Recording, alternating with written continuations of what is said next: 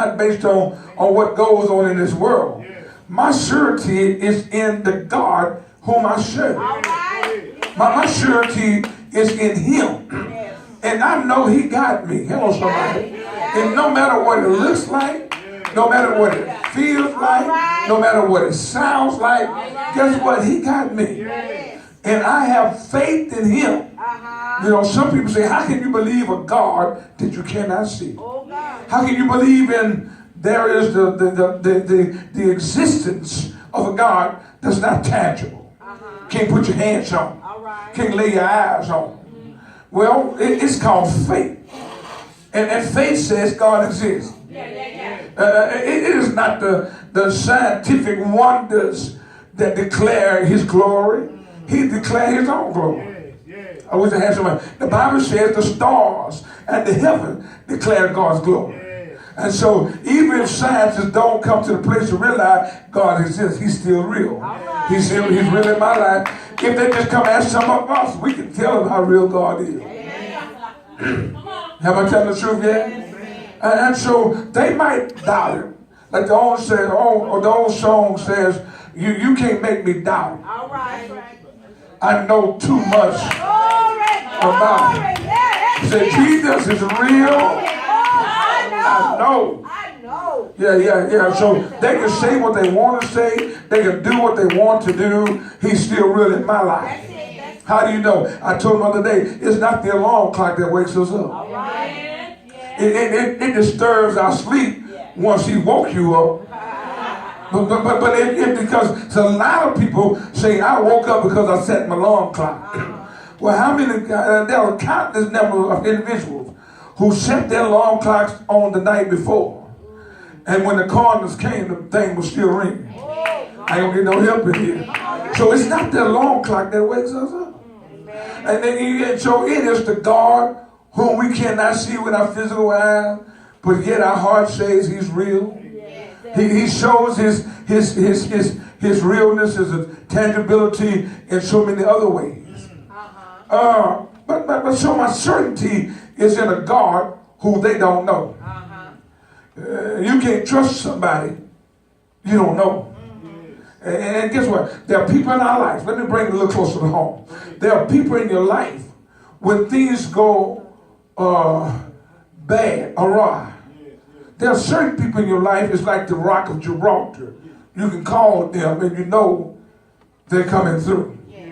Anybody here? But then you also have some people in your life like quicksand. They say, stand on me, you can trust me, I'll be there. And the moment you decide to trust Him, maybe this time it'll be different. And as you're going down, you say, I knew I shouldn't trust Him. I ain't talking to everybody, I'm just talking. Like the old preacher say, I'm not melting, I'm just wondering. Is there anybody in here has any certainties in your life? Even though there are a lot of uncertainties, do you have at least one thing that's certain? Do you have at least one somebody that's certain? Yeah. I told him this morning that if I woke up in the morning, my car's in the yard, and I'm going to get in my car to go somewhere, sometimes the car don't start. There are times it's time to replace your battery, and the car don't tell you ahead of time the battery's about to die, get one tomorrow. It don't tell you. It lets you keep cranking it up and turning it off and cranking it up and turning it off, and your face says crank it up and it's going to start, turn it off, and you go where you got to go, you do what you have to do, and when you get back home, you shut it down, go to bed, do whatever you do, and the next morning you go out to the car thinking you're just going to turn it on and get rolling, and sometimes you go and get click, click, click, click. And sometimes you don't, you get. And then at that moment you think, I need to call somebody. Who do you call when the uncertainties kick in? When uncertainty shows up in your life, who do you call? Who do you lean on? Who can you depend on when uncertainties show up? And I told them I call AAA. Because they take my money every month, 3 months or whatever. And so since they got my money, They gonna send somebody to fix my car. I don't get no help in here. If they can't get it started, they gonna tow it back to the house or somewhere. Hello, because I paid them my money. And guess what? I could call some relatives, and some of them will come through if they could. But they can't always come through when I need them. Have you ever called somebody and they say, I can come, but give me about 2 hours and I'll be there? You know, no, you understand. I have to go to work and I need to be working for 2 hours from now. I need somebody to come and get me right now if you can. Sometimes they want to, but they can't. Let me help you here. God is a present help in time of trouble. He comes through right when you need him. Guess what? He's never early and he's never late. He's always, I wish I had an old church here. He's the on-time God. Yes, he is. He may not come when you want, but he's always on time. Yeah, because he is an on-time God. And so I just want to let you know that in life there's a whole lot of uncertainty. But I got to tell you something, that in the midst of the uncertainty, there is something certain in my life. And that, in all of this, I do have some certainties in my uncertain situation. It might be crazy, but he's my peace. I might be sad, but I found out he can be my joy in sadness. Anybody in here with me? When you trust him well enough, he can work it out for you. Problem with us, most times, we can stay there, cry about it, feel bad about it, but we won't take it to Jesus. We can tell everybody else. And the problem with us, we like talking to humanity because they look like us. Come on here. And we think they can relate to where we are. And sometimes they're pretty good at listening, some of them. But they can't really solve your problem.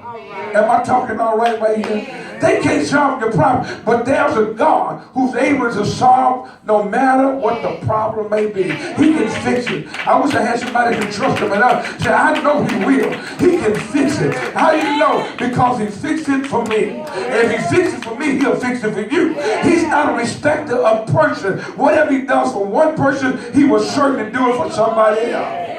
I dare you to try. I found out he's all right. I guess I won't be here all day long. I can see right now the 8 o'clock crowd was more engaged. But he'll fix it. He will. He will. But you got to trust him. More than that, you've got to call on him. More than that, you got to wait on him. More than that, you got to know that you know that you know that you know he's dependable. He's reliable.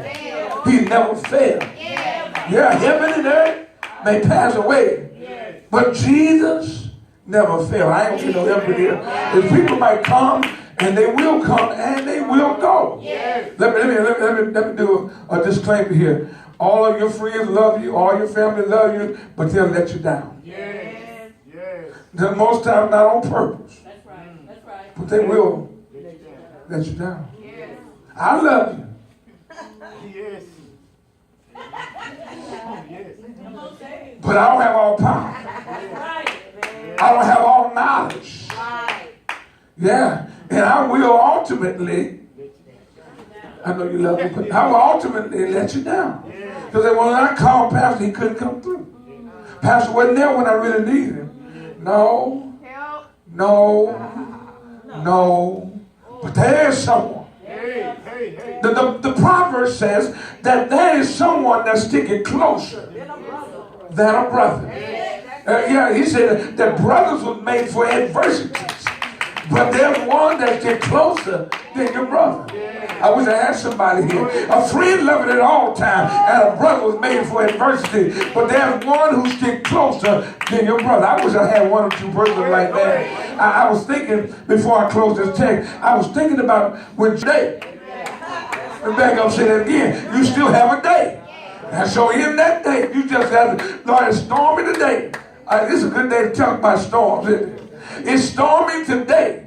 And today I needed my umbrella. But it's still a day. I wish I had somebody. It might be a little rain, but it's still a day. And so they got in the ship to go to the other side. And as they were going to the other side, the Bible said there was a great storm that arrived. It rose up on the sea. These guys was professional fishermen.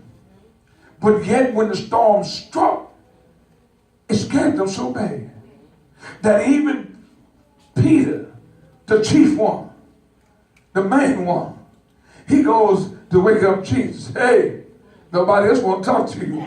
You know, y'all know Peter talked to Jesus when nobody else would talk. Peter always ran his mouth when other people was quiet. Y'all remember Peter, right? Peter always had something to say. And so he goes down and wake up and says, hey, master, you care that we're going to perish out here? Do you care that we're about to die out here? And sometimes when we get in trouble, we begin to wonder, does God care about my troubles? I'm not talking to everybody. We're all on the internet, so somebody's probably checking us out by live, social media. But there times you begin to think, wondering if God really concerned about what I'm going through. Is he concerned even the least bit about my problem? Let me help you here. If it's troubling you, he's concerned. But he will not intervene until you ask for it. I mean, parents, how many times you watch your kids do something and you know they needed help, but you let them go and struggle till they say, help. Y'all quiet. I'm telling the truth. It's the truth. And God does the same thing with us. He sees us struggling, but he won't intervene until we say, I can't do this by myself. I mean, I tried. I watch little kids. My little grandson, sometimes he be trying to reach stuff and can't get it. And he'll look at me, he call me by my little pet name and say, hey, I need help. So I reach down there and get it. And I hold him, he grabbed me, he grinned from ear to ear. Whatever it is he's trying to get, when he put his hands on it, he's grinning. Guess what? That's the same thing with us. Life is difficult. We're trying to get a way out, trying to get some help, trying to get relief from this pressure we're under. And we're stretching. But guess what? We can't reach it. We can't obtain it. It seems to be unattainable. We can't put our hands on it. But the moment we say, Father, I can't go no further. I need you to help me. Yeah. And he reaches down, pick you up. And when you get what you're trying to get, you're like, oh, I'm so happy. And then a grateful heart comes out, and then the praise breaks forth. Because, you know, what he did for me, I can't talk for y'all, it's what he did for me. I can't speak for anybody else, but I can testify he's done it for me. Yes. What did he do? He woke me up this morning. I ain't gonna get no help in here, but he woke me up this morning. And if he doesn't do nothing else, he gave me health and strength. I told him at the funeral I was at yesterday, I'm not 20 anymore. Hello, somebody, wherever I was. I'm not never to the other day I was at the funeral. I said, I'm not 20 anymore. Hello, somebody, because sometimes I get up, I feel certain ways. I don't get no help in here. When I was much younger, I just get up and keep moving. Now that I've got a little older, sometimes I got to think about it when I'm getting up. I don't get no help in here. You don't move as fast as you used to. Don't thank God, but you're still moving. See, y'all look at the downside. I can't do what I used to do, but maybe you're still doing something. Hello, somebody. Y'all need to find some reason to be grateful here. I wish I had one or two verses. And so when they came to Jesus and woke him up and said, Lord, you care that we perish? And Jesus looks at him and said, why have y'all doubted? He's looking at the storm and said, peace. All right. And what seemed like death waiting on you, it was just an opportunity for God to show off. What I'm trying to tell you, some things troubling you, but it doesn't an opportunity for God to show out in your life. Don't let it trouble you. Call on your God and watch him show out in your life. I don't know about you, but I love when he show out in my life. I love when he show up in the nick of time. I love when God steps in and does what he does. Nobody, I say absolutely nobody can do me like Jesus. I ain't gonna get no help in here. Can't make me feel the way he makes me feel. Can't do me the way he does me. Hello, somebody. Hey, yes, Lord.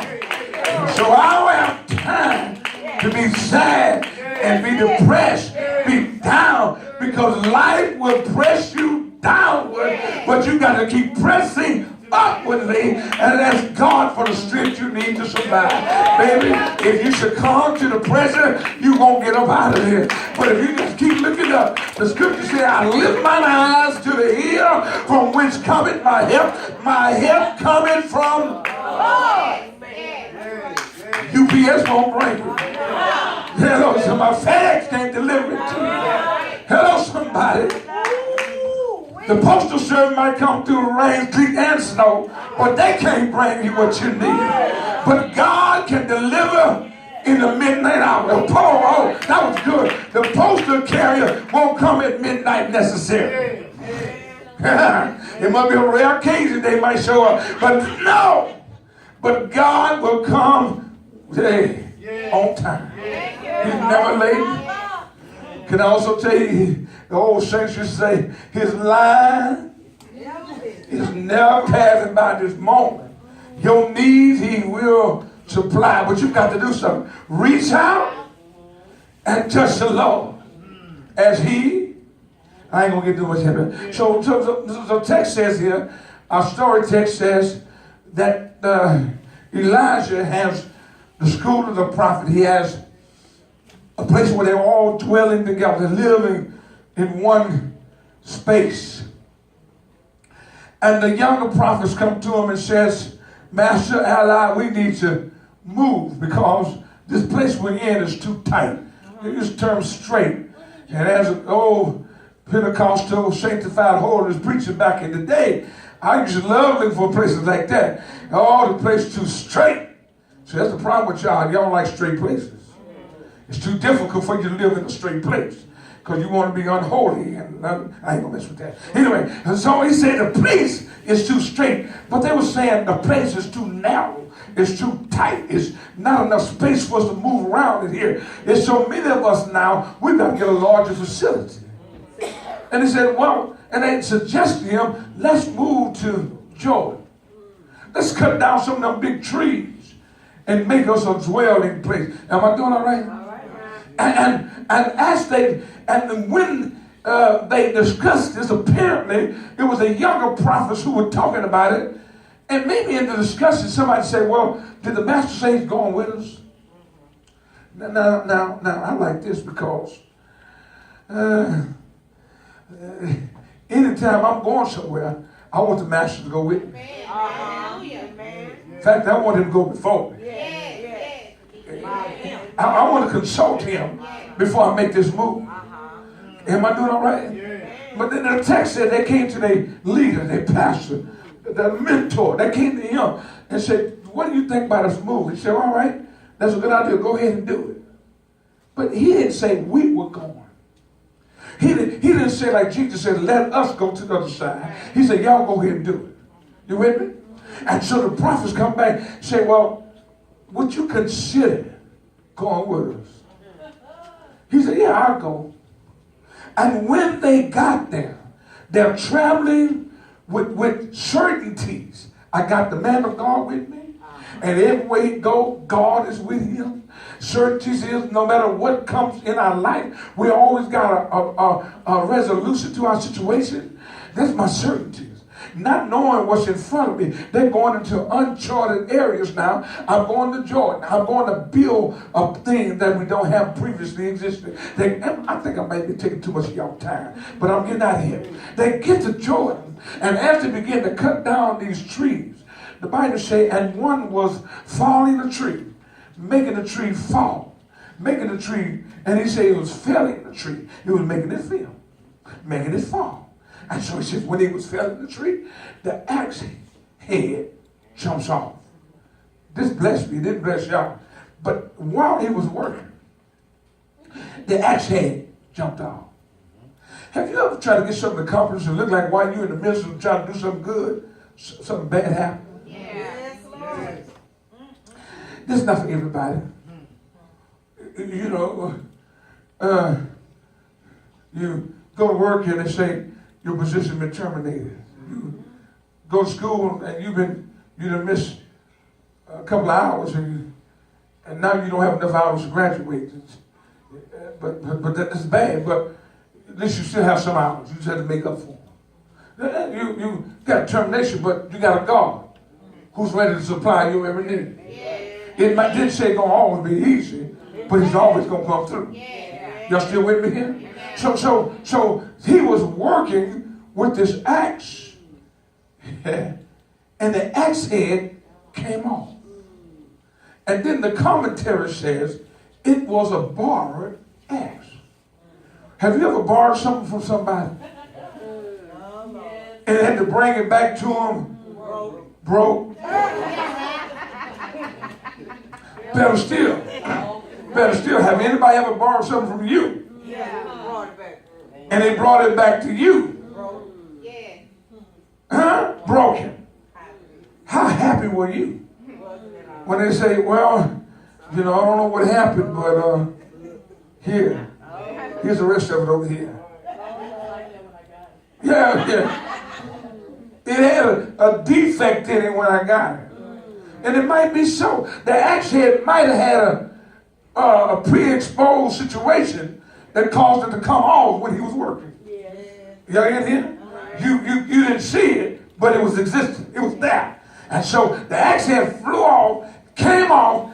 It's bad enough it came off, but it didn't land in the dirt. Y'all still with me?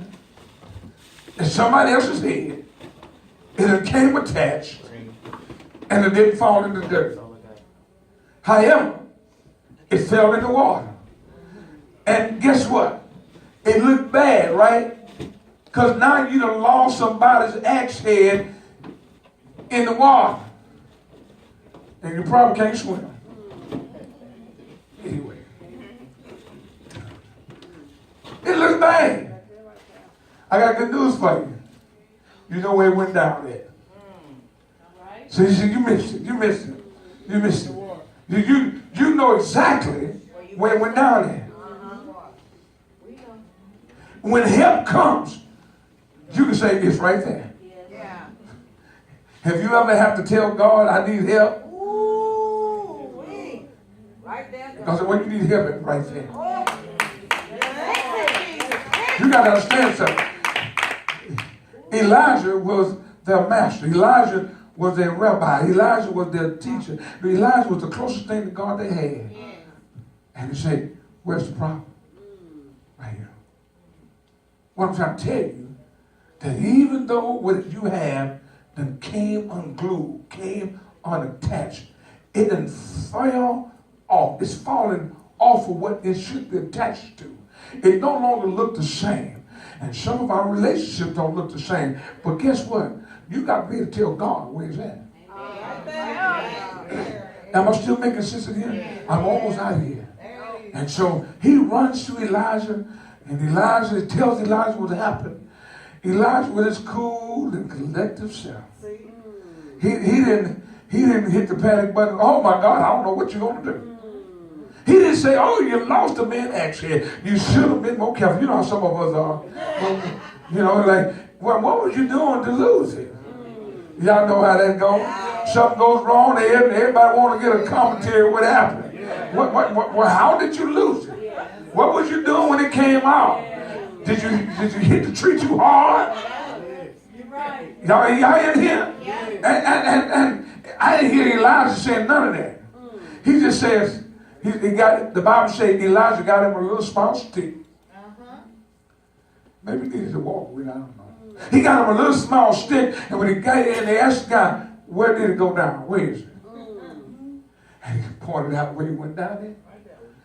Elijah took the stick. The Bible says he took the stick and he put it thither. He put it here. He put it on the spot.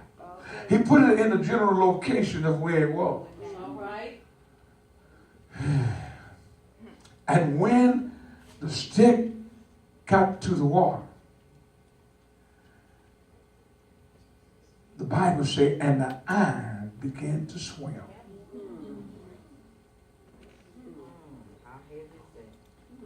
Richard, the iron began to swim. I wonder why they didn't say it floated. He didn't say it just rose to the top. it said it began to swim. Is it a possibility that when the velocity of it forced it away from the shore down into a deeper part of the lake, of the river, and it was projected there, and in order for it to get to where the stick was, it had to move. Can I tell y'all, even when it seems difficult, God can make hard things move in your favor. Now, I'm going to get out of here. He can make hard things move in your favor. And then somebody say, how did that happen? There's nothing you can say but God. Say it was a heavy piece of iron, went down to the bottom way over there, but God. Now, some of us need a but God moment. I don't know about you, but I can use a but God moment in my life. Hello, somebody. And I don't give up, don't quit, but you need to ask the right question. But more than that, ask the right person, because it's not necessarily what you say, it's who you say it to. Yeah, I can complain all day long about my situation, but when I take it to God and tell him about it, he can fix it. And guess what? Shirley, she said he won't tell nobody else. I'm closing. I'm closing. So the Bible says the iron started to swim. I had an old preacher tell me one time, he said, these ships floating on the water, iron ships on the water ain't nothing new. Iron been on the water for years. And I was a young brother, I didn't know what he was talking about. And one day when I read this, I said, oh, that's what he was talking about. Yeah, he was too deep for me, I didn't know. But I want to tell y'all, it might be, another thing the old saints used to say that